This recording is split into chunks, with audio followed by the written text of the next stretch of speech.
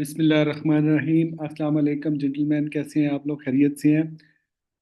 I hope कि मेरी आवाज़ भी आप तक क्लियरली पहुंच रही है और मेरी स्क्रीन भी आप तक डिस्प्ले हो रही होगी। काइंडली मुझे एक फीडबैक दे दें। मुझे छोटा सा एक वालेकुम अस्सलाम जी सर, बिल्कुल आवाज़ भी ठीक है और सीन भी नजर। That's great, thank you very much, so nice of you. So अभी तक हमारे साथ हैं मिस्टर समर आ चुके हैं जनाब, और मिस्टर नवीद बाबर, आपको वार्म वेलकम। आपके ये जो ट्रेनिंग कोर्स है ISO 45001 के अंदर। तो जेंटलमैन, लेट्स मूव, हम आगे की तरफ बढ़ते हैं। जी, जी ठीक है, ओके। सो जेंटलमैन, अगर आज का जो एजेंडा है हमारी ट्रेनिंग का, उसके ऊपर पहले हम जनरली एक ओवरव्यू कर लें। So first of all, we will discuss what is ISO 45001 2018। इसको मैं आपको इंट्रोड्यूस करवाऊंगा, बताऊंगा ये है क्या और ये किस मकसद के लिए ये स्टैंडर्ड बना है और इससे क्या अचीव होता है, कैसे बिजनेस इंप्रूव होता है इस स्टैंडर्ड के ज़रिए।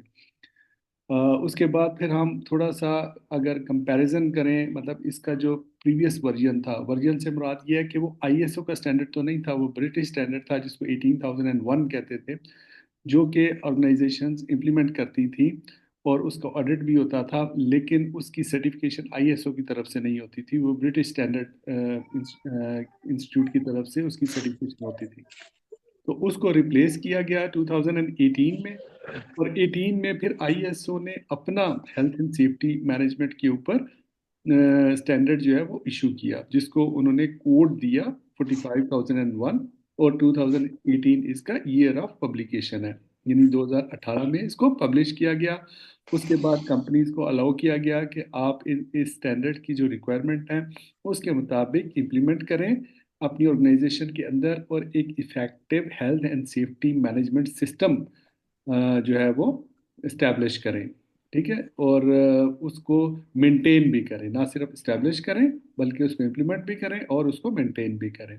सिस्टम का मैं शुरू में भी आपको बता चुका हूँ, क्वालिटी की क्लास में मैंने आपको डिटेल से बताया था, दोबारा थोड़ा सा बता दूंगा ताकि वो तनवीर बाबर जो हमारे नए इस कोर्स के डोली हैं उनको भी आइडिया हो जाए। सिस्टम के बारे में भी थोड़ी सी बात कर लेंगे। Then we will talk about the benefits of implementing an ISO 45001। ये क्यों ज़रूरी है बेनिफिट्स के बारे में जानना? इसलिए कि आप एज ए इंटरनल जब ऑर्गेनाइजेशंस के अंदर काम कर रहे होंगे, मतलब आपने क्वालिफिकेशन की हुई है, आपके पास सर्टिफिकेशन है, and then you apply for the post of internal auditor, मतलब अगर इवन कि अगर आप किसी ऑर्गेनाइजेशन में अपनी ऑर्गेनाइजेशन के अंदर एक एडिशनल रिस्पॉन्सिबिलिटी लेना चाहते हैं, आपको ऑर्गेनाइजेशन देती है कि एज ए इंटरनल ऑडिटर आप इस मैनेजमेंट सिस्टम का ऑडिट करें, तो उसमें फिर या मतलब है कि आपको टास्क मिलता है अपनी मैनेजमेंट की तरफ से कि हम जो है ISO सर्टिफाइड होना चाहते हैं। ठीक है, आपके मैनेजमेंट जो है वो आपसे मशवरा करती है कि जी हम चाहते हैं कि हम ISO की सर्टिफिकेशन अचीव करें। तो आपको फिर पता होगा, आप उसके बेनिफिट्स उनको बता सकेंगे। ठीक है, तब वो मोटिवेट होती है मैनेजमेंट, और इस ताकि आपको पता हो कि किस तरह उस बिजनेस को इम्प्रूव किया जा सकता है with the help of this management system. देखिए, कोई भी बिजनेस है ना दुनिया में, उसका एक मेन पर्पस होता है, सबका एक यकसा मकसद तमाम बिजनेसेस का वो ये है कि टू अर्न द प्रॉफिट। कोई भी बिजनेस प्रॉफिट कमाए बगैर सस्टेन नहीं कर सकता अपनी सोसाइटी के अंदर। ठीक है ना? तो जब आपने प्रॉफिट कमाना है तो प्रॉफिट कमाने के लिए आपको मल्टीपल एफर्ट्स करनी पड़ती हैं, मतलब आपको अपनी प्रोडक्टिविटी जो है उसको इम्प्रूव करना पड़ता है, क्वालिटी ऑफ प्रोडक्ट को इम्प्रूव करना पड़ता है, अपने इन्वायरमेंट को इम्प्रूव करना पड़ता है। आपकी ऑर्गेनाइजेशन के अंदर अगर मोरल डाउन है आपके वर्कर्स का, उनकी हेल्थ इम्पैक्ट हो रही है, एक्सीडेंट्स हो रहे हैं, इंजरीज ज़्यादा हो रही हैं, तो वो फिर कैसे प्रोडक्टिविटी होगी? प्रोडक्टिविटी तो नहीं हो सकेगी। तो इसलिए फिर यहाँ पे रोल आ जाता है आपकी health and safety management system का। तो इसमें वैसे देखें, health and safety management system आप लोकल भी क्रिएट कर सकते हैं, आप खुद भी डेवलप कर सकते हैं। आप बहुत सारी और ऑर्गेनाइजेशंस हैं जिन्होंने अपने मैनेजमेंट सिस्टम जो है वो डेवलप किए हुए हैं, और उसको वो प्रैक्टिस करते हैं और उससे बेनिफिट लेते हैं। आईएसओ आपको बाउंड नहीं करती, किसी भी ऑर्गेनाइजेशन को बाउंड नहीं करती कि आप लाजमी इसकी सर्टिफिकेशन लें, ठीक है ना। बट ये है कि इनकी वैलिडिटी इतनी ज़्यादा है, इनकी अफादियत इतनी ज़्यादा है इन मैनेजमेंट स्टैंडर्ड्स की, कि ग्लोबल होते हैं ये मतलब है कि वर्ल्ड वाइड प्रैक्टिस होते हैं, इसलिए लोग इनके पीछे बहुत ज़्यादा जाते हैं और इनकी सर्टिफिकेशन भी अचीव करते हैं और इनके थ्रू अपनी ओवरऑल परफॉर्मेंस अपनी ऑर्गेनाइजेशन की इम्प्रूव करते हैं, जिसकी वजह से उनकी प्रॉफिटेबिलिटी बढ़ जाती है और बिजनेस ग्रो करता है, ठीक है ना। तो बेनिफिट्स का भी इंशाल्लाह हम डिस्कस करेंगे। उसके बाद फाउंडेशन ऑफ ISO 45001, जैसे कि मैंने आपको पहले भी बताया कि जितने भी ISO के स्टैंडर्ड्स हैं उनकी एक कॉमन फाउंडेशन है, PDCA मॉडल। वो इस health and safety management system में किस तरह फंक्शन करता है, वो PDCA मॉडल, उसके ऊपर हम डिटेल से डिस्कस कर लेंगे, ठीक है जी। तो ये एजेंडा पॉइंट है हमारा। और इसके अलावा understanding operational requirements class 4 to 10, जो कि मेन हमारा मकसद है ऑडिट के पॉइंट ऑफ व्यू से या इम्प्लीमेंटेशन के पॉइंट ऑफ व्यू से या इस्टेब्लिश के पॉइंट ऑफ व्यू से, कि हमने इन क्लॉजेस को अच्छी तरह अंडरस्टैंड करना है। और इसको मैं आपको प्रैक्टिकल सिनेरियो में आज प्रैक्टिस करवाऊंगा, ठीक है, ये ऑपरेशनल क्लासेस की। और ये वाली प्रैक्टिस जो है ये आप इन्वायरमेंट के पॉइंट ऑफ व्यू से भी इसको प्रैक्टिस कर सकते हैं। हेल्थ एंड सेफ्टी के पॉइंट ऑफ व्यू से तो आज करेंगे हम, ठीक है ना। बाकी इसको क्वालिटी के पॉइंट ऑफ व्यू से भी प्रैक्टिस कर सकते हैं, फूड सेफ्टी के पॉइंट ऑफ व्यू से भी, और इंटीग्रेटेड मैनेजमेंट सिस्टम के पॉइंट ऑफ व्यू से भी आप इसको प्रैक्टिस कर सकते हैं। क्योंकि 5 स्टैंडर्ड है ना हमारे पास, तो इसलिए फिर हमने हर स्टैंडर्ड में एक एक यूनिक एक्टिविटी जो है वो आइडेंटिफाई की होती है, ताकि आपको तकरीबन सारी चीज़ों का पता चल जाए। आज हम जो है ना, एक प्रोजेक्ट प्लान इम्प्लीमेंट कैसे किया जाता है, मसलन एक मैनेजमेंट सिस्टम ISO का जो है, इसको इम्प्लीमेंट कैसे किया जाता है, वो क्या मेथड होता है जिसके थ्रू हम इसको इम्प्लीमेंट करते हैं, उसके ऊपर भी हम बात करेंगे, वो बड़ा इंपॉर्टेंट है। और ये इम्प्लीमेंटेशन प्लान सिर्फ हेल्थ एंड सेफ्टी के लिए नहीं है, ये ही इम्प्लीमेंटेशन प्लान जो है वो थोड़ी सी चेंजेस के साथ आप क्वालिटी के लिए भी यूज कर सकते हैं, और यही इम्प्लीमेंटेशन प्लान आप इन्वायरमेंट के लिए भी यूज कर सकते हैं, फूड सेफ्टी के लिए भी यूज कर सकते हैं, विद मिनिमम एडिटिंग और थोड़ी बहुत इसमें चेंजिंग करने के साथ आप उसको यूज कर सकते हैं। ये स्टैंडर्ड मतलब प्रैक्टिसेस होती हैं।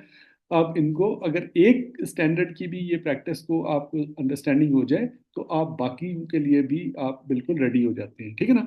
तो ये आज हमने करना है जनाब, आगे चलते हैं। अब हम अगर बात कर लें ISO 45001 की। So, gentlemen, ISO 45000, as you know, is a globally recognized international standard that outlines requirements for an occupational health and safety management system. क्या मकसद है जी इसका? मतलब ये है कि ये एक ग्लोबल स्टैंडर्ड है जो ISO ने इशू किया है, और उसका मकसद क्या है कि वो एक effective health and safety management system को इम्प्लीमेंट करने में हमारी हेल्प करता है। मतलब इसके अंदर जो रिक्वायरमेंट्स हैं, इसके अंदर जो क्लॉजेज हैं, इसके अंदर जो वो मतलब है कि जो इसकी नीड्स हैं जो हमसे ये रिक्वायर करता है, अगर हम उसको एज इट इज़ फुलफिल करें, तो इसका मतलब है कि एक कामयाब मैनेजमेंट सिस्टम जो है वो हम अपनी ऑर्गेनाइजेशन के अंदर इम्प्लीमेंट करने में कामयाब हो जाते हैं, ठीक है ना। ISO 45001 replaced the widely adopted British standard OSAS 18001। जैसे कि पहले भी मैं आपको बता चुका हूँ कि इससे पहले ISO का कोई हेल्थ एंड सेफ्टी के ऊपर स्पेसिफिक स्टैंडर्ड नहीं था। This was the first standard which was established in 2018 by ISO, जो कि बाद में फिर ऑर्गेनाइजेशंस को अलाउ किया गया कि इसके मुताबिक आप इम्प्लीमेंटेशन करें, क्योंकि जो ओसैस की थोड़ी सी डिफरेंट है उसके स्ट्रक्चर में, और इसके स्ट्रक्चर में फर्क है, ठीक है ना। तो ओसैस को फिर छोड़ा लोगों ने और उसकी जगह पे ये वाला जो सिस्टम है इसको अडॉप्ट किया, ठीक है ना। अडॉप्शन इंटेंशन, इसको अडॉप्ट करने का मकसद क्या है? इस जब आप कहते हैं जी कि हम ISO का जो 45001 मैनेजमेंट स्टैंडर्ड है, इसको इम्प्लीमेंट करके एक effective health and safety management system कायम करना चाहते हैं, तो इसका मकसद क्या है, हमें इससे क्या अचीव होगा? To enable an organisation to provide safe and healthy work place, ठीक है ना। इस स्टैंडर्ड को इम्प्लीमेंट करने से, इसके थ्रू एक इफेक्टिव मैनेजमेंट सिस्टम कायम करने से आपकी हेल्थ एंड सेफ्टी इंप्रूव हो जाएगी, ठीक है ना। Prevent work related injury and ill health, काम से आपकी जो, जिस जगह पे आप काम कर रहे हैं, जो आपकी वर्क प्लेस है, वहाँ पे जो अननेसेसरी इंजरीज हैं, इल हेल्थ है, उससे रोकथाम हो जाएगी। And continuously improve its OHS performance, ठीक है ना।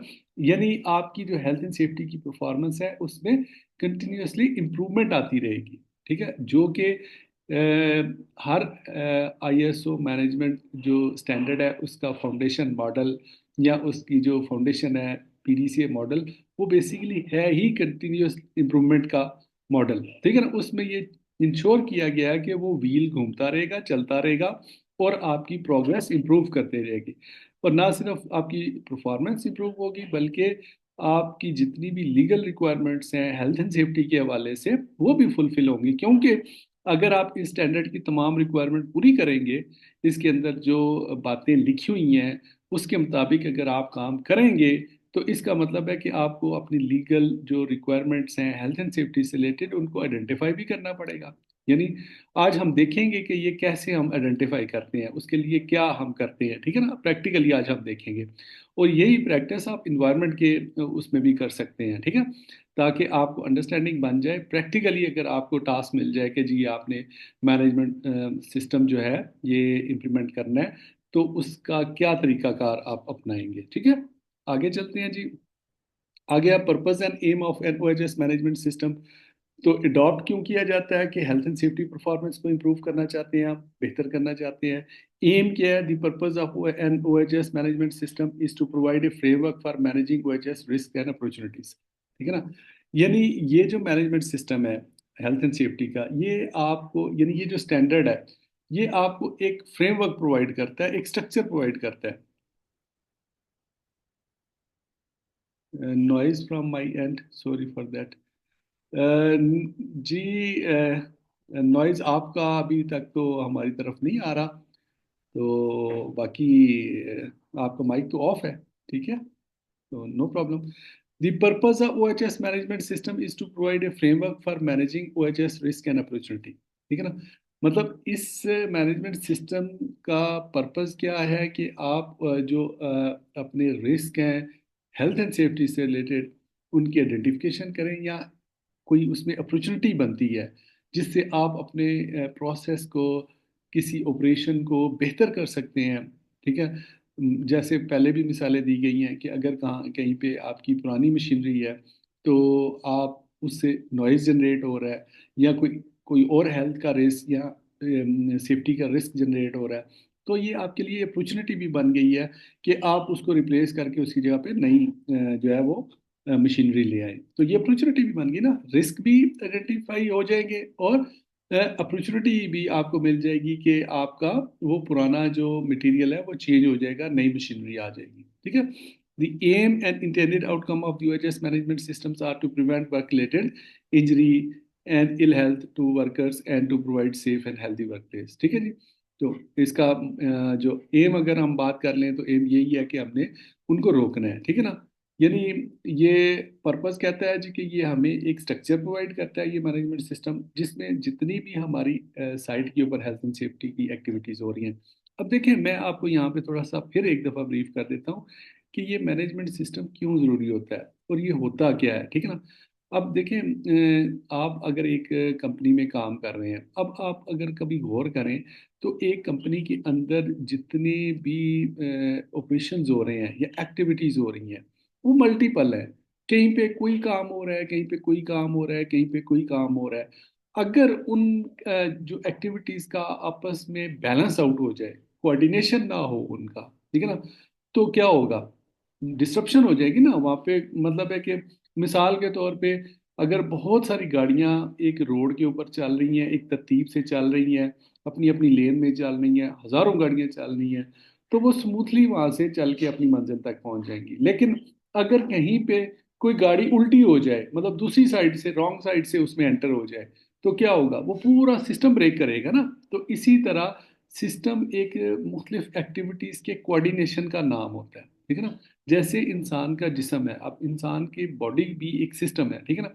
अब इसके अंदर जितने भी ऑर्गन्स हैं आपके, चाहे वो वाइटल है चाहे वो माइनर है, ये सारे ज़रूरी हैं। ये सारे जब अपनी अपनी जगह पे फंक्शन करते हैं, काम करते हैं, तो तभी आपकी बॉडी परफॉर्म करती है, आप मतलब है कि अपनी एक्टिविटीज़ करते हैं।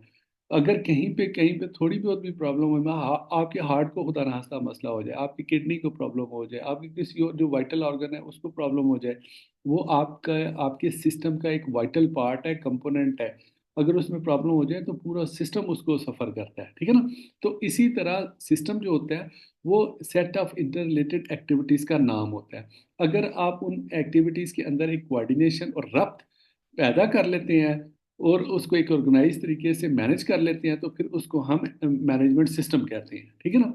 तो चाहे वो आपने हेल्थ एंड सेफ्टी की परफॉर्मेंस को इम्प्रूव करना है, चाहे क्वालिटी की परफॉर्मेंस को इम्प्रूव करना है, तो इसीलिए ये मैनेजमेंट सिस्टम ज़रूरी होता है, क्योंकि तमाम एक्टिविटीज़ इस सिस्टम के रब्त के बगैर कंट्रोल हो ही नहीं सकती। वो फिर क्या होगा, कोई इधर से टक्कर मारेगा, कोई उधर से टक्कर मारेगा, तो वो पूरा पूरा सिस्टम आपका बैठ जाएगा, मतलब पूरा स्ट्रक्चर ही आपका फना हो जाएगा। तो इसलिए मैनेजमेंट सिस्टम जो है ये ज़रूरी होता है। ये हर एक्टिविटी को एक्टिव रखता है। ये देखता है कि इसके अंदर कंट्रोल्स इस तरह के होते हैं कि हर एक्टिविटी अपनी अपनी जगह पे परफॉर्म हो रही होती है। इसकी एक और मिसाल देता हूँ मैं आपको, ताकि अच्छी तरह और मज़ीद समझ आ जाए आपको। मिसाल के तौर पे देखें, हवाई जहाज़ अगर हवा में उड़ रहा है, अब देखें पायलट तो अपने कॉकपिट ये में तो होते बता हैं ना, दूंगी। ठीक है। कॉकपिट में होते मैंने हैं। आपको घोड़े वाली बताई। कौन सा? तो वो तो कॉकपिट में होता है ना, जहाँ पे उसका पूरा डैशबोर्ड होता है जिसमें नेविगेशनल कंट्रोल होता है। जहाज ने दाएं मूव करना है वो वहीं से कंट्रोल करेगा, बाएं मूव करना है वहीं से कंट्रोल करने करता है।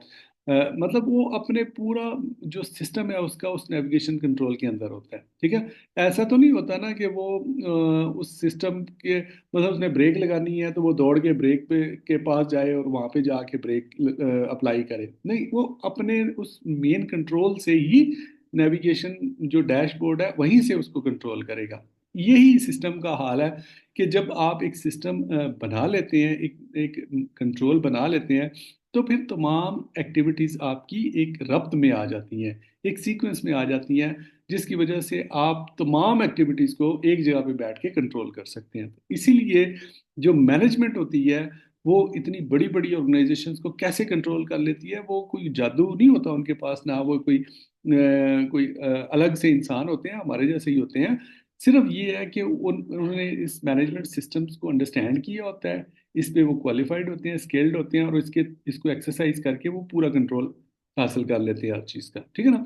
तो इसी तरह हेल्थ एंड सेफ्टी का मैनेजमेंट सिस्टम हमें बेसिकली जो हमारी ऑर्गेनाइजेशन के अंदर डिफरेंट किस्म के रिस्क हैं, हमारी इंजरीज हैं, एक्सीडेंट्स हैं, या वर्क एक्टिविटीज़ की वजह से कोई हमें मतलब हेल्थ प्रॉब्लम हो रही है, या मतलब कोई इंजरीज हो रही हैं, फिजिकल इंजरीज हो रही हैं, कोई मतलब एक्सीडेंट हो गया, जख्मी हो गया, चोट लग गई है, गिर गया है, सर फट गया है, हड्डी टूट गई है, ठीक है ना। इस तरह के आपको पता है ना, कंपनियों के अंदर बेशुमार एक्सीडेंट होते हैं, और इसकी कॉजेज मुख्तलिफ किस्म की कॉजेज होती हैं। कहीं पे मशीनरी में इंटेंगलमेंट हो गई है, कहीं पे आप स्लिप कर गए हैं, कहीं पे स्पिल हो गई है, कहीं पे फायर हो गई है, कहीं पे जो है इलेक्ट्रिसिटी से कोई मसला हो गया है, कहीं पे वर्क एट हाइट ऊपर से बंदा गिर गया, ठीक है ना। कहीं पे आपका मतलब है कि जो गाड़ी है वो टॉपल हो गई है। तो इस तरह के जो हैजर्ड्स और रिस्क होते हैं वो आपकी ऑर्गेनाइजेशन के अंदर मौजूद होते हैं। उनको आइडेंटिफाई करना, उन रिस्क को जिसकी वजह से एक्सीडेंट होते हैं, और उन इल हेल्थ को जिसकी वजह से आपकी हेल्थ इंपैक्ट होती है। हेल्थ कैसे इंपैक्ट होती है आपकी, मसलन आपकी ऑर्गेनाइजेशन के अंदर मिसाल के तौर पे अगर कोई कंटेमिनेटेड एरिया है, वहाँ पे मतलब जो पानी आपको प्रोवाइड किया जा रहा है वो कंटेमिनेटेड है, ठीक है, उससे आप डिजीज हो जाएगी, बीमार हो जाएंगे। या मसलन आपको ओवर वर्क कराया जाता है, ओवर बर्डन कराया जाता है, आपकी शिफ्ट जो है आपको 24-24 घंटे काम कराया जाता है, उससे आप बीमार हो जाएंगे। या वहाँ पे कोई शोर ज़्यादा है, आप डेफ हो सकते हैं, ठीक है ना। या वहाँ पे कोई डस्ट ज़्यादा है, उससे इनहेलेशन प्रॉब्लम आपको हो सकती है। यानी आपको फिजिकल प्रॉब्लम भी हो सकती है, सेफ्टी की इशू भी हो सकते हैं, और आपको हेल्थ का इशू भी हो सकता है। तो इनको बेसिकली प्रिवेंट करना, इनसे अपने वर्कर्स को बचाना, ये है बेसिकली हमारे इस health and safety management system का एम। ठीक है जी। अगर हम इसको कंपेयर कर लें वो ओसैस के 18,001 के बारे में, अब तो ये काफ़ी पुराना हो गया, इसको अब तो लोग बिल्कुल भूल गए या छोड़ गए हैं, इसकी ज़रूरत भी नहीं होती, लेकिन फिर भी थोड़ा सा एक कंपैरिजन करके बताया जाता है कि उसमें क्या वीकनेस थी जिसकी वजह से ये आईएसओ ने अपना मैनेजमेंट सिस्टम दिया। ये जो क्लासेस आपको नज़र आ रही हैं, स्ट्रक्चर नज़र आ रहे हैं, context of the organisation, high level structure, proactive risk management, leadership focus, worker participation, ये वाले इंग्रेडिएंट्स उस मैनेजमेंट सिस्टम में नहीं थे। ठीक है ना। ये जो 18,001 वाला जो मैनेजमेंट स्टैंडर्ड था, इसके अंदर ना कोई हाई लेवल स्ट्रक्चर था, बल्कि उनका जो कंट्रोल करने का स्ट्रक्चर ही डिफरेंट था। और वहाँ पे प्रोएक्टिव रिस्क असेसमेंट नहीं, रिस्क मैनेजमेंट नहीं की जाती थी। यहाँ पे तो आपको पता है ना, क्लास 6 जो जिसको हम डिटेल से पढ़ेंगे, कि वो प्रिवेंशन की बात करती है। मतलब वो ये नहीं कहती कि जी आप पहले एक्सीडेंट को हो लेने दें तो फिर आप उसकी रोकथाम करें। वो कहती है कि आप एक्सीडेंट को होने से पहले रोकें, यानी प्रिवेंट करें, प्रोएक्टिवली करें। ठीक है ना। आप रिएक्टिव में ना करें, मतलब है कि इंतजार ना करें कि हादसा हो तो फिर हम कोई काम करेंगे, जैसे कि हमारे यहाँ अनफॉर्चुनेटली कल्चर है कि हम हादसे का इंतजार करते रहते हैं। लीडरशिप फोकस उतना नहीं था उसमें, इसमें बहुत ज़्यादा है। वर्कर पार्टिसिपेशन का कॉन्सेप्ट नहीं था उसमें, इसमें है कि आपका जो भी वर्कर्स हैं, ये मैनेजमेंट स्टैंडर्ड रिक्वायर करता है आपसे, आईएसओ वाला 45,001, कि आपकी मैनेजमेंट आपके वर्कर के साथ डायरेक्ट कॉन्टैक्ट करे। ठीक है ना।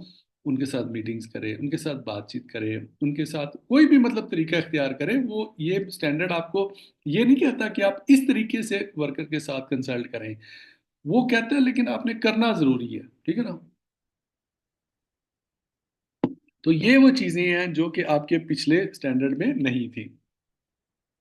अब अगर हम बात कर लें कि जी अगर इसके जो बेनिफिट्स हैं वो क्या है, वो क्यों बेनिफिट जरूरी होते हैं, इसलिए कि अगर आप किसी ऑर्गेनाइजेशन में काम कर रहे हैं, ठीक है, आपको आईएसओ के मैनेजमेंट सिस्टम्स के बेनिफिट्स का पता है, तो आप ये अपने इर्द गिर्द देखते हैं कि आपकी जो मुतलका इंडस्ट्री है उसमें बाकी जो फैक्ट्रीज है वो तो प्रोग्रेस कर रही हैं, उनका प्रॉफिट बढ़ रहा है, उनकी उनकी डेवलपमेंट हो रही है, उनके एम्प्लॉयज़ को सैलरीज इंक्रीज मिल रही हैं, बोनसेस मिल रहे हैं, इसका मतलब है प्रॉफिटेबिलिटी आ रही है ना, लेकिन आपको नहीं मिल रहा।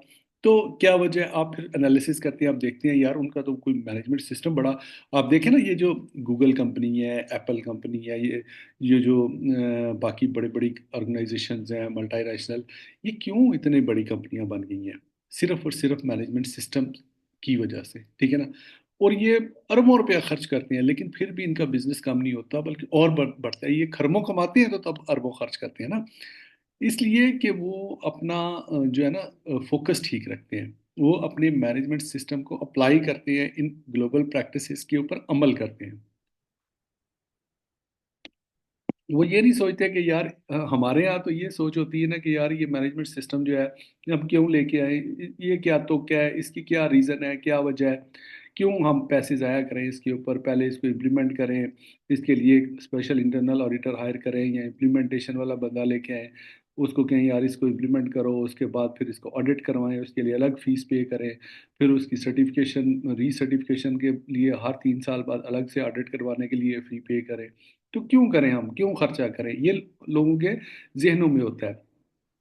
जबकि वो ये नहीं सोचते कि यार इन मैनेजमेंट सिस्टम से अप्लाई करने से आपको जो बेनिफिट अचीव होते हैं वो क्या होते हैं। मिसाल के तौर पे देखें, मैनेजमेंट सिस्टम आपको प्रॉफिट नहीं देता, आपको कोई in terms of financial benefit नहीं देता कि मतलब आप एक मैनेजमेंट सिस्टम अप्लाई करें और कहें कि जी हमें इतने अरब का फ़ायदा हो जाए, ऐसा नहीं होता। ये बेसिकली आपके जो इंटरनल कंट्रोल्स हैं ना उनको स्ट्रॉन्ग करता है। ठीक है। और उनकी वजह से जो हादसात होने होते हैं उनसे उनकी रोकथाम करता है। तो आप ये देखें कि अगर हादसा हो जाए आपकी कंपनी के अंदर, कोई इंसिडेंट हो जाए, तो उसका लॉसेस आपको कितने होते हैं, वो भी तो आपकी प्रोडक्टिविटी में से जाने होते हैं ना, आपकी प्रॉफिटेबिलिटी के अंदर से जाते हैं। मसलन अगर आपके वर्कर जो हैं वो बीमार हो गए हैं, आपने उनको हॉस्पिटल दाखिल करवाना पड़ गया, जो कि आप गवर्नमेंट का ला है कि आपने करवाना है। ठीक है। अगर आप नहीं करवाएंगे तो गवर्नमेंट आपके सर पे आगे बैठ जाएगी। तो वो उनके ऊपर लाखों रुपए आपने खर्चा कर दिया उनकी इससे बेहतर नहीं था थोड़ा सा खर्चा करके आप उसको प्रिवेंट कर लेते, उसके हादसे को रोकने की कोशिश कर लेते। वो ज्यादा बेहतर ऑप्शन था कि ये हादसा होने के बाद जो आपने ट्रीटमेंट के ऊपर उस यहाँ ये आपको पता है यूरोप के मुल्कों में, यूके अमेरिका वगैरह में तो कॉम्पनसेशन बड़ी हाई लेवल की होती है, थाउजेंड्स ऑफ डॉलर्स की तो कॉम्पनसेशन होती है। एक ज़रा सा भी फॉल्ट एम्प्लॉयर की वजह से अगर वर्कर की सेफ्टी या हेल्थ को इशू हो जाए वो कोर्ट में चला जाता है, और अगर वो साबित कर देता है जी कि एम्प्लॉयर की गलती की वजह से हुआ है, तो उसको कोर्ट ऑर्डर करती है कि जी इसको कंपनसेट करो, सिविल सूट फाइल कर सकता है, क्रिमिनल सूट फाइल कर सकता है, इतनी टफ वहाँ पे कंडीशंस होती हैं। तो अब हम बात कर लेते हैं कि जी इसके बेनिफिट्स। तो आप अपनी मैनेजमेंट को कन्विंस कैसे करेंगे जी कि हमने health and safety management system जो है अप्लाई करना है on the basis of ISO management standard. तो सबसे पहला बेनिफिट क्या है, रिड्यूस्ड वर्क प्लेस रिस्क। आपके रिस्क जो हैं उनकी आइडेंटिफिकेशन होगी, उनका कंट्रोल स्ट्रांग होगा, और जाहिर है जब रिस्क कंट्रोल होंगे तो एक्सीडेंट्स भी कम होंगे, ठीक है ना। इम्प्रूव्ड ओएचएस परफॉर्मेंस, आपकी overall health and safety performance improve कर जाती है। इनहेंस्ड रेपुटेशन, जब आपकी health and safety reputation improve करेगी, आपके रिस्क जो हैं वो कम होंगे, आपके एक्सीडेंट कम होंगे, उनके ऊपर एक्सपेंस कम आएंगे आपके। या इवन आपको पता है ना, अगर आपकी कंपनी में कोई हादसा हो जाए खुदा ना खास्ता, तो फौरन मीडिया वाले पहुंच जाते हैं और मिसालें लगा लगा लगा लगा के आपकी कंपनी की मत मार देते हैं जी, इसमें तो ये नहीं है, इसमें तो वो नहीं है, मतलब एक गलती वो आपकी पकड़ते हैं और साथ बहुत सारा मसाला लगा के आपकी रेपुटेशन को मार्केट में खराब करते हैं। लेकिन अगर आपने अपना कोई मैनेजमेंट सिस्टम वहाँ पे अप्लाई किया हुआ था और उसको इफेक्टिवली उसकी मॉनिटरिंग भी कर रहे होते, जो जो उसकी टर्म्स एंड कंडीशंस हैं उनके मुताबिक आप काम करवा रहे होते, तो फिर ये होता ही ना, आपकी रेपुटेशन को खराब करने का किसी को मौका ही ना, बल्कि उल्टा वो आपकी रेपुटेशन बेहतर होती। जो दूसरे कंपनियों वाले हैं वो रश करते कि यार देखो इनके यहाँ ये एक ग्लोबल मैनेजमेंट सिस्टम प्रैक्टिस हो रहा है, तो इनकी रेपुटेशन कितनी अच्छी है, ये कितना डेवलप कर रहे हैं, कितना ग्रो कर रहे हैं, कितना प्रॉफिट आ रहा है इनको, रेवेन्यू आ रहा है इनको, ठीक है ना। तो इनहेंस होती है आपकी रेपुटेशन, बिजनेस रेपुटेशन की बात कर रहा हूँ, ठीक है। उसके बाद रिड्यूस्ड कॉस्ट, ये भी आपको फायदा मिलता है इस मैनेजमेंट सिस्टम को अप्लाई करने से, इम्प्लीमेंट करने से। कैसे रिड्यूस कॉस्ट होगी, जैसे मैंने आपको बताया कि अगर आपने मिसाल के तौर पे आपके लड़के आपके वर्क साइट के ऊपर कोई कंस्ट्रक्शन का काम हो रहा है, उस पर वर्क एट हाइट हो रहा है, ठीक है ना। आपने 2-4 हज़ार 5 हज़ार रुपए की जो हार्नेस होती है या जो पीपीज उसको पहनने चाहिए, या सेफ वर्क मेथड के तहत जिस तरह वर्क एट हाइट होती है उसके मुताबिक जिस तरह काम करना चाहिए उस तरह नहीं कर रहे, वायलेट करते हैं, गिर जाते हैं, खुदा ना खास्ता हादसा हो जाता है, सर फट जाता है, हड्डी टूट जाती है, तो उसके ऊपर आपका कितना एक्सपेंस होगा। ना सिर्फ एक्सपेंस होगा बल्कि आपको अंडर इन्वेस्टिगेशन भी आना पड़ेगा। हो सकता है कि कोई आपके मुल्क का लॉ हो कि जिसकी वजह से फौरी तौर पे आपको उसकी रिपोर्ट करना हो, और मतलब है कि उसके ऊपर आपको फिर अगर वो जो वर्कर जख्मी हुआ है वो अगर आपके खिलाफ केस कर देते हैं, आप ही की कंपनी के खिलाफ, तो उसमें फिर आपको वकीलों की फीस, कोर्टों में धक्के खाओ, ये भरो वो भरो, मतलब है कि वो, या इवन के मतलब अगर किसी मशीनरी पे काम करते हुए कोई हादसा हो गया और मशीन टूट गई है, ठीक है ना, तो वो कितने दिन आपका ऑपरेशन बंद रहेगा, ठीक है। वो सारा जो एक्सपेंस है आपको बियर करना पड़ेगा। जबकि अगर आपने प्रोएक्टिवली इस मैनेजमेंट स्टैंडर्ड के जरिए इसकी रिक्वायरमेंट्स को फुलफिल करके एक इफेक्टिव मैनेजमेंट सिस्टम अगर आपने डेवलप कर लिया, क्रिएट कर लिया अपनी ऑर्गेनाइजेशन में, और उसको फॉलो किया और उसको चलाते रहे कामयाबी से, तो फिर ये हादसा नहीं होंगे, हेल्थ प्रॉब्लम्स नहीं होंगी, इंजरीज नहीं होंगी, या कम से कम होंगी तो आपकी कॉस्ट भी, जो एक्स्ट्रा कॉस्ट है वो रिड्यूस होगी, जो कि आपकी प्रॉफिटेबिलिटी में ट्रांसलेट होगी, and you will have a more profit, और जब मोर प्रॉफिट होगा तो आपकी ऑर्गेनाइजेशन ग्रो करेगी। लीगल कंप्लायंस भी बेनिफिट है इस health and safety management system को अप्लाई करने का। मसलन आपके मुल्क के अंदर जो हेल्थ एंड सेफ्टी का कोई लॉ मौजूद है, जैसे कि यूके में है, यूएसए में है, यूरोप में है, ठीक है, इवन मिडल ईस्ट कंट्रीज में भी हैं। अगर वो रूल्स एंड रेगुलेशन आप अप्लाई नहीं करते अपने ऊपर और हादसात हो जाते हैं, तो फिर आपको पता है गवर्नमेंट डंडा लेके आपके पीछे पड़ जाएगी, ठीक है ना। हो सकता है कि इस स्टेज तक बात चली जाए कि आपका बिजनेस भी वो बंद कर दें, ठीक है ना, वो आपको रिस्ट्रिक्ट कर दें, ब्लैक लिस्ट कर दें, होती है ना कंपनियां, आपको याद होगा मक्का में बहुत बड़ा इंसिडेंट हुआ था जिसकी वजह से वो क्रेन गिरी थी, सैकड़ों लोग उसमें बेचारे हलाक हो गए थे। तो उसके बाद जब इंक्वायरी हुई थी तो बहुत सारी कंपनियां उसमें ब्लैक लिस्ट हुई थी, इंक्लूडिंग बिन लादेन कंपनी जो बहुत बड़ी कंपनी थी, बहुत सारे कॉन्ट्रैक्टर्स और भी उसमें उड़ गए थे, ठीक है ना। तो अगर आप लीगल कंप्लायंस, अगर आप ये स्टैंडर्ड इंप्लीमेंट करते हैं, इसकी रिक्वायरमेंट पूरी करते हैं, दैट मीन्स कि आप लीगल कंप्लायंस को भी फुलफिल कर रहे होंगे, क्योंकि ये इसकी मैंडेटरी रिक्वायरमेंट है। ये जब रिक्वायरमेंट, जब आप पूरे तरीके से इस इन रिक्वायरमेंट्स को अंडरस्टैंड करके इम्प्लीमेंट करेंगे, फिर सवाल ही पैदा नहीं होता कि आप इसमें कोई किसी किस्म की वायलेशन रह जाए आपके हाथ से, क्योंकि आपको फिर ये सारी चीज़ें आप प्रैक्टिस में कर रहे होंगे। कंपेटिटिव एडवांटेज बहुत बड़ी बात है, ये एक बेनिफिट है कि इस मैनेजमेंट सिस्टम को अप्लाई करने से आपका जो बिजनेस है, दूसरे बिजनेसेस जिन्होंने ये मैनेजमेंट सिस्टम अप्लाई नहीं किया हुआ, उसकी बजाय ज़्यादा जो है ना तो जो मिलती है। मसलन आप दो दोस्त हैं, एक की दोनों की स्टील की इंडस्ट्री है, ठीक है ना। एक ही मतलब है कि वो समझ लें कि जो इंडस्ट्रियल स्टेट होता है वहाँ पे थोड़े थोड़े फासले पे दोनों की कंपनी है, ठीक है ना। अब एक कंपनी ने सर्टिफिकेशन ली हुई है और एक कंपनी ने नहीं ली हुई, ठीक है ना। अब जब आप कहीं आउटसाइड अपनी प्रोफाइल भी जुआएंगे नया बिजनेस अचीव करने के लिए, बिजनेस एवेन्यू ओपन करने के लिए, तो एक ने अपनी प्रोफाइल में लिखा हुआ है जी कि we are certified by ISO 45001, दूसरे ने अपनी प्रोफाइल में लिखा हुआ है कि जी हम नहीं हैं सर्टिफाइड। तो आप मुझे बताएं जो अभी की कंडीशन है, आजकल के जो हालात हैं, उसमें किसको बिजनेस मिलेगा? ज्यादा चांस किसको है? उसको मिलेगा यकीनन जिसने ये सर्टिफिकेशन अचीव की हुई है, उसकी निस्बत उसको कंपेटिटिव एडवांटेज है, ठीक है ना। कि जिसके पास ये सर्टिफिकेशन मौजूद है, जिसने ये ऑडिट करवाया हुआ है, जिसने ये मैनेजमेंट सिस्टम अप्लाई किया हुआ है, उसके ऊपर जिन कंपनीज के साथ आपने बिजनेस करना है वो ट्रस्ट करेंगी, वो कहेंगी यार ये ग्लोबल स्टैंडर्ड को इन्होंने अप्लाई किया हुआ है, इसका मतलब है कि ये स्टैंडर्ड्स फॉलो करते हैं, इसलिए ये कंपनी की जो भी प्रोडक्ट होगी क्वालिटी वाइज भी बेहतर होगी और प्रोडक्टिविटी भी वहाँ पे ज़्यादा होगी और ये बेहतर होगी उस कंपनी की निस्बत जहाँ पे ये उन्होंने नहीं मतलब ये प्रैक्टिस की हुई। तो ये वो सारे बेनिफिट्स हैं जो आपको अचीव होते हैं आपके ये health and safety management system को अप्लाई करने से। तो इसकी भी फाउंडेशन जैसे हमने क्वालिटी में पढ़ी थी, इन्वायरमेंट में पढ़ी थी, जैसे मैंने आपको बताया था कि इन तमाम का जो स्ट्रक्चर है, इनकी फाउंडेशन भी सेम है और उसके बाद उनका स्ट्रक्चर भी सेम है, लेकिन अकॉर्डिंग टू द कॉन्टेक्स्ट जो क्लासेस के अंदर डिटेल्स है वो वेरिएट कर जाती है। अब क्वालिटी में हम प्लानिंग करते थे क्वालिटी के रिस्क को आइडेंटिफाई करने के लिए, ठीक है ना।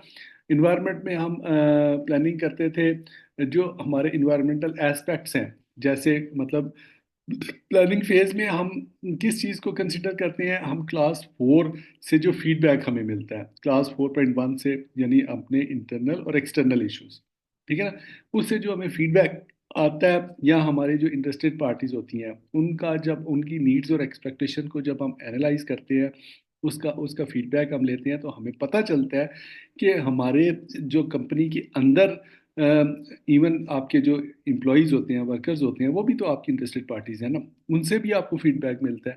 वो आपको इंटरनल जो रिस्क होते हैं उनके बारे में इन्फॉर्म करते हैं, और जो आपके सप्लायर्स होते हैं या बाहर के आपके कस्टमर्स होते हैं वो आपको एक्सटर्नल जो आपको रिस्क होते हैं उनके बारे में इन्फॉर्म करते हैं।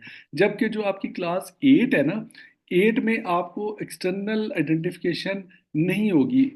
8 में आपको बेसिकली आपके जो इंटरनल ऑपरेशंस हैं उनकी प्लानिंग के ऊपर फोकस किया गया है कि आप उन ऑपरेशंस को इम्प्रूव करेंगे ताकि जो एक्सटर्नली आपको रिस्क आ रहा है वो इम्प्रूव हो सके, उसकी उसमें बेहतरी आ सके, ठीक है ना।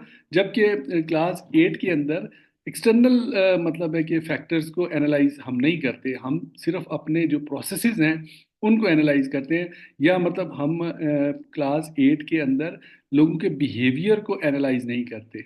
लोगों के एटीट्यूड और बिहेवियर की वजह से भी तो रिस्क आते हैं ना, साइकोलॉजिकल रिस्क जिसको कहते हैं, ठीक है ना। वर्क प्लेस वायलेंस है, या मतलब है कि आउटसाइड कोई थ्रेट है, मतलब सिविल राइट्स हैं, आपकी ऑर्गेनाइजेशन के दाएं बाएं कोई मतलब अगर कोई या बाहर से जो आपके मतलब है कि आपको कोई इन्वायरमेंटल थ्रेट्स हो सकते हैं, या कोई शटडाउन हो गया है, हड़ताल हो गई है,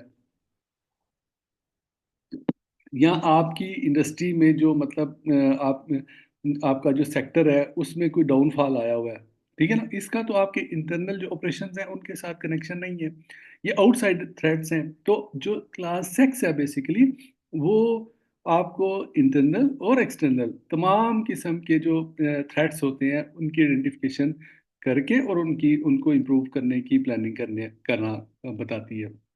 जबकि जो क्लास 8 में आप अपने इंटरनल जो ऑपरेशंस होते हैं, जो काम चल रहे होते हैं आपकी जो एक्टिविटीज, उनको कहा जाता है कि उनको सेफ बनाएं आप। मसलन अगर आपने फर्ज करें कि आप प्रोडक्शन कर रहे हैं और प्रोडक्शन में जो आपके पहले स्टेप में जो मशीन्स लगी हुई हैं, ठीक है ना, वो टाइमली स्टार्ट नहीं होती, ठीक है, ये इंटरनल ऑपरेशन का एक रिस्क है ना, ठीक है ना। अब वो अगर टाइमली स्टार्ट होगी तो फिर ही वो पुश फॉरवर्ड करेंगी ना नेक्स्ट एक्टिविटी की तरफ। अगर आपकी मशीन्स टाइमली स्टार्ट नहीं हो रही तो इसका मतलब है कि वो डिले है उसमें, और ये एक रिस्क है, ये आपके इंटरनल ऑपरेशन का रिस्क है, ठीक है ना। इसको इम्प्रूव करना आपके क्लास 8 के अंदर सारी रिस्पॉन्सिबिलिटी आ जाती है। इसी तरह प्लानिंग में हम, जैसे मैंने आपको बताया 4.1 इसके अंदर भी है, 4.2 भी है, डिटेल से बात करेंगे, इसको मैं प्रैक्टिकली आपको करके दिखाऊंगा कि प्लानिंग के अंदर किस तरह जो प्लानिंग फेज है उसके अंदर हम काम करते हैं, और डू वाली जो क्लास है उसके अंदर किस तरह हम काम करते हैं। फिर उसके बाद जब हम इम्प्लीमेंट कर लेते हैं चीज़ों को, उसको चेक इवेलुएट कैसे करते हैं, उसके लिए क्या तरीकाकार आप अपना सकते हैं अपनी ऑर्गेनाइजेशन के अंदर। बड़ा मज़ा आएगा आपको इम्प्लीमेंटेशन वाला जो अगला हमारा सेशन है उसको ज़रा अपने अच्छे तरीके से अंडरस्टैंड करना है। और अगर आप वो एक सिस्टम भी सही समझ गए ना, तो आप कोई भी स्टैंडर्ड है ना उसको आप उसकी मतलब है कि बेस को समझ जाएंगे आप, ठीक है ना। कोई भी स्टैंडर्ड इम्प्लीमेंट करना आपके लिए मुश्किल नहीं होगा, ठीक है ना। एक्ट फेज में जाएंगे जब हम, तो फिर एक्ट कैसे करना है, मतलब जो हमने चेक फेज के अंदर आइडेंटिफाई की हैं नॉन कन्फॉर्मिटीज़ या जो वीकनेसेस हैं या जो प्रॉब्लम्स हैं, उनको हमने फिर कैसे करेक्ट करना है, उनके करेक्टिव एक्शन प्लान कैसे बनाने हैं, वो हम एक्ट फेज में इंशाल्लाह ताला करेंगे। ये जी इसका जो मतलब डायग्राम है, इसी तरह 45,001 की, जैसे मैंने आपको बताया था कि पीडीसीए मॉडल एक सर्कुलर फॉर्म में होता है। आप इसमें देखें लीडरशिप क्लास आपको सेंटर में नजर आ रही है, ठीक है ना। अब ये देखें प्लानिंग ऊपर सबसे क्लास नंबर 6 जो है ना वो प्लानिंग नजर आ रही है। अब प्लानिंग के दाएं और बाएं देखें आप, वहां पे एरो नजर आ रहे हैं आपको। सेंटर में context of the organisation class नजर आ रही है आपको, ठीक है ना। अब ये जो प्लानिंग फेज होती है ना क्लास 6, इसमें देखा वो कहता है कि इंटरनल और एक्सटर्नल इश्यूज इनको आइडेंटिफाई करें, नीड्स और एक्सपेक्टेशन अपनी पार्टीज इंटरेस्टेड पार्टीज को उनको आइडेंटिफाई करें, कॉन्टेक्स्ट ऑफ द ऑर्गेनाइजेशन को अंडरस्टैंड करने के लिए, ये है प्लानिंग फेज, ठीक है ना।